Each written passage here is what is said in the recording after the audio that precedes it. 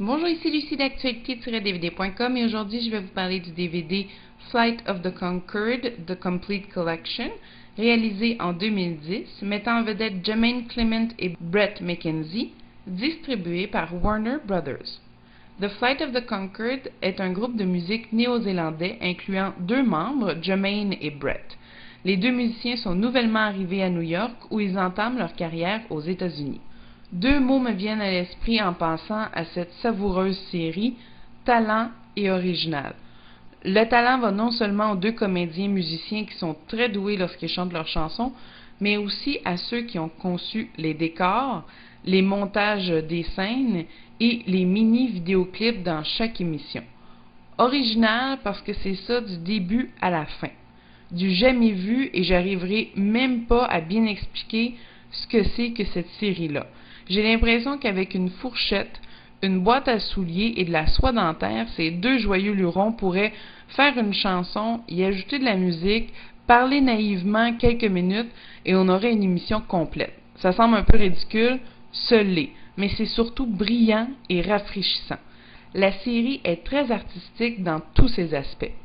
On rit d'absolument tout, mais en rendant le tout agréable à regarder, à contempler, et on rend même hommage à plusieurs groupes musicaux, à plusieurs artistes et aussi à plusieurs modes. Le seul hic que j'ai trouvé à la série, c'est qu'il y a beaucoup de répétitions dans les gags. Par exemple, le fait que le duo soit néo-zélandais et qu'on les identifie toujours au Seigneur des Anneaux, ou encore les rencontres avec leur gérant Murray, où ils font toujours une liste de présence à chaque fois qu'ils se rencontrent, même s'ils sont juste trois, ou encore la présence dans chaque émission de leur unique fan, l'hystérique Mel. Mais ces gags répétitifs ne rendent en rien l'émission moins intéressante, mais peut-être un peu redondant. Lorsque Jermaine et Bret se mettent à chanter, on peut passer du rap au rock, au country en passant par l'opéra et la pop. Et c'est sans parler des paroles qui sont hilarantes. C'est une série, tout d'abord, d'humour. Le secret du succès de cette série est dans la naïveté des personnages qui les rendent très attachants et simples. On dirait deux grands gamins de 30 ans. Dans le coffret DVD, qui est très artistique aussi, on retrouve 3 DVD, donc 2 DVD de la première et deuxième saison, et aussi un 3e DVD qui contient une performance scénique des deux humoristes. Sur les DVD des séries, les langages disponibles sont l'anglais en 2.0 sur la saison 1, 5.1 pour la saison 2, et en espagnol 2.0 Dolby Digital. Les sous-titres sont eux disponibles en anglais, en espagnol et en français. L'encodage pour malentendants est disponible seulement qu'en anglais. Le format de l'image est de 16:9.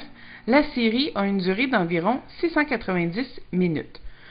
Dans les suppléments, on retrouve le fameux DVD bonus d'un concert que The Flight of the Conchord a produit, que j'ai trouvé hilarant.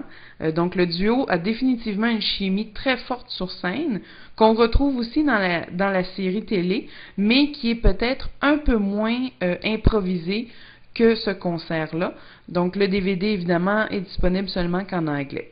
On retrouve également un commercial du personnage Dave qui tient le magasin de Pawn Shop, donc le personnage indien. On retrouve aussi des capsules mixtes des rencontres au consulat néo-zélandais où Murray travaille, donc Murray le gérant du groupe et Greg un collègue de travail. Il y a également des scènes supprimées et des outtakes.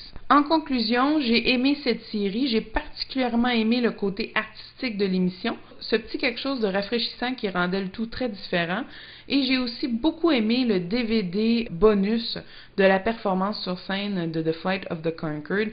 Donc je conseille cette série à tous ceux qui aiment les séries humoristiques. C'était Lucie, je vous remercie, bon visionnement.